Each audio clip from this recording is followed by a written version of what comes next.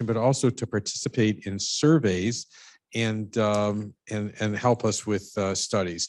So Dr. Mary Gennady of the University of Hartford, she's a physical therapist, PhD, who has led the work that's gone on with these studies and has preparing some manuscripts for publication based on some of the results.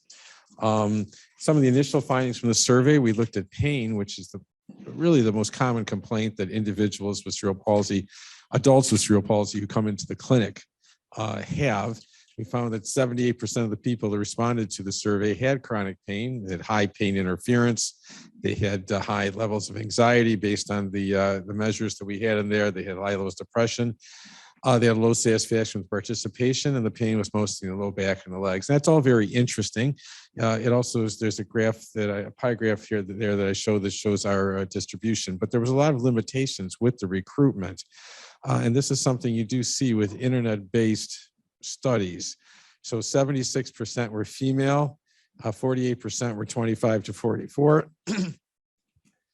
About 60% had bachelor's degree or higher. And I just wonder if that matches everybody's experience with adults with cerebral palsy. 60% having that level of education, 94% were white. So we had a lot of white, young, highly educated females, which is a very common issue when you do internet-based surveys. So the question, and there's the GMFCS distribution there. I don't know why 2 didn't come out, but it was mostly GMFCS 1 and 2, meaning people with milder involvement. So the question is, how do we get a more representative sample so we really know what's going on? You're never going to get a highly representative sample from a, volunteer to come to my study kind of thing. But how do we get a better sample? So the Dr. Gennady is the PI on this planning grant from the APTA.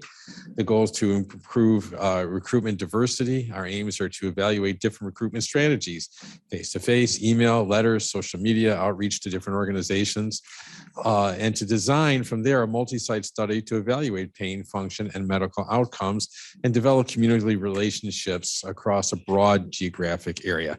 So this is a study that we have going on. The main reason I wanted to talk about this study today is I'll be reaching out to you soon.